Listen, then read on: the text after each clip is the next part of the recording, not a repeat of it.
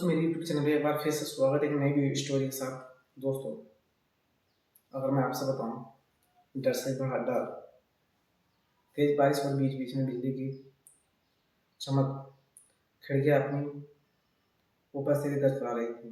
Cabin एकांत और ये भयावह यानी डरावना मौसम था, जिस जैसे डरपोक आदमी को और डरा रहा था।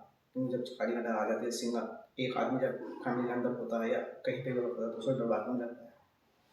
थोड़ी देर बाद गाड़ी के पहिए की रफ्तार कम हुई और एक मध्य में स्टेशन पर गाड़ी रुकी। बारिश इतनी ज़्यादा थी, मैं स्टेशन का नाम नहीं पढ़ पा रहा था। मैं अपनी केबिन में अकेला था और इस उधेड़ पर मैं था कि कोई यात्री आए जिसे मैं बातें करता वह आगे अपना रास्ता आसानी से तय कर सकता हूँ, काटा जा सके। एक अंदरूनी भय जो मेरे अंदर जागृत हो चुका था, उसे मुझे जान नहीं सके। क्योंकि जब एक से जब दो हो जाते हैं तो उसमें आप में बातचीत भी करने तो हिम्मत ही बन जाती है कि कोई भी दिक्कत आई दूसरों को आती है तो उसकी वो हेल्प जरूर करता है। तभी किसी ने केबिन का दरवाजा खटखटाया और एक शांत सा दिखने वाला व्यक्ति केबिन में दाखिल हुआ, जो कुछ नहीं बोला। अपना सामान आदि पैक करने के बाद वो मेरी तरफ देखकर मुस्कुराया और मेरी तरफ हाथ आगे बढ़ाकर अपना परिचय दिया। वो बोला, मैं कोलकाता जा रहा हूँ, पुनर्जन्म से संबंधित एक कार्यशाला में भाग लेने के लिए। मैंने उसे बताया कि मैं भी कानपुर जा रहा हूँ और मैं पटना जा रहा हूँ। उसने पूछा, कुछ खाने का सामान निकला और मुझे भी खाने के लिए दे दिया। मैं बहुत ही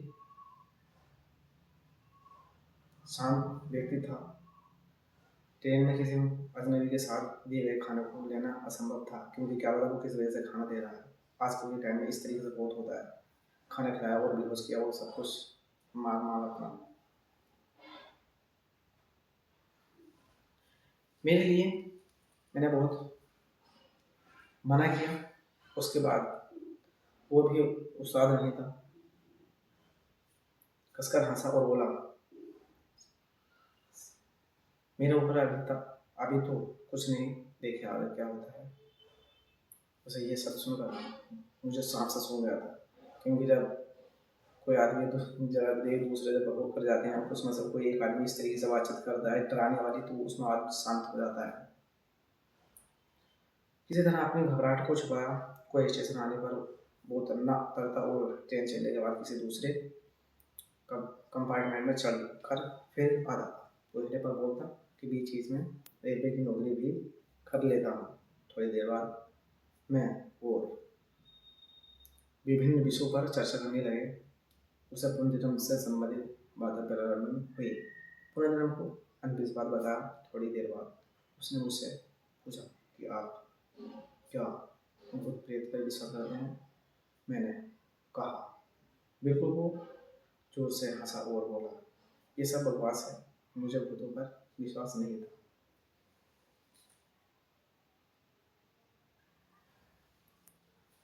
वो भूतों के अस्तित्व नकारता रहा। रात अपने यौवन पर पहुंच चुकी थी, यानी रात पूरी हो चुकी थी। अचानक मुझे ऐसा अनुभव हुआ कि कोई मेरे गले पर गर्म अंगारा रख रहा है। मैं हड़बड़ा उठकर उठा।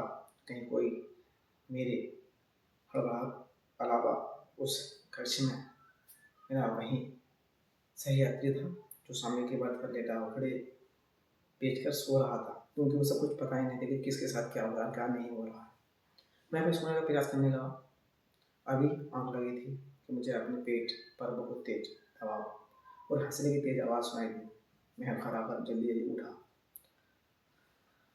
देखा कि यात्री पथ पर नहीं था। लगभग 1-2 मिनट बाद वो आया और बोला, जनाब सोए नहीं? मैंने अपनी घबराहट रोकते हुए उससे कहा, अभी नींद नहीं आ रही?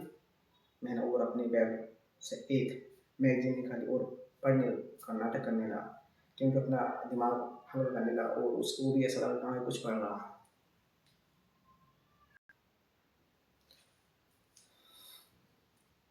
ट्रेन अभी धीमी होती रफ्तार पकड़ लेती, लेकिन मेरे दिल ने अब तेज रफ्तार ही पकड़ रखी थी, क्योंकि उसका घबराहट ज़्यादा हो गई थी।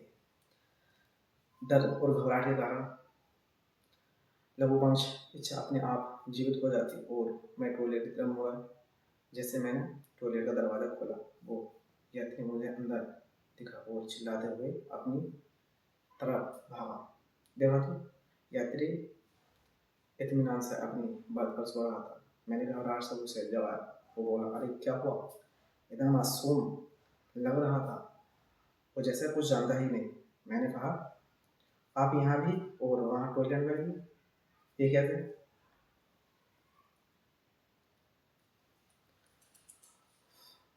तो हंसा और बोला कि मैं रूप में कहीं पर भी रह सकता हूँ। घबराहट के बारे में पसीने से तर बिल्कुल निर्जीव से खड़ा उसके सामने वो बोला, तुम्हें भूतों पर विश्वास नहीं था? तुम्हारे तुम्हारे विश्वास पर प्राण देना था। क्योंकि वो हाथ उठो थी, लेकिन उसे और विश्वास दिलाने के लिए उसने ये सब किया। तुम्हारे जैसे लोगों के कारण हम भूत पिशाच लोग अस्तित्व हैं, इतना कहकर वो मेरी आंखों के सामने से अचानक गायब हो गया। मैं डर के मारे हवा को निर्जीव सा अपनी पर्द पर बैठा था। तभी केबिन के अंदर टिकट निरीक्षक आया। उसका चेहरा देखकर मुझे बेहोशी छाने लगी, क्योंकि उसने ये बात पहले भी बता दी थी कि मैं बीच में नौकरी भी कर लेता हूँ। क्योंकि ये वही यात्री सही यात्री था मेरा, और वो टिकट चेक कर मुस्कुराता हुआ चला गया। वो टिकट चेक नहीं करता, मुस्कुराता हुआ चला गया।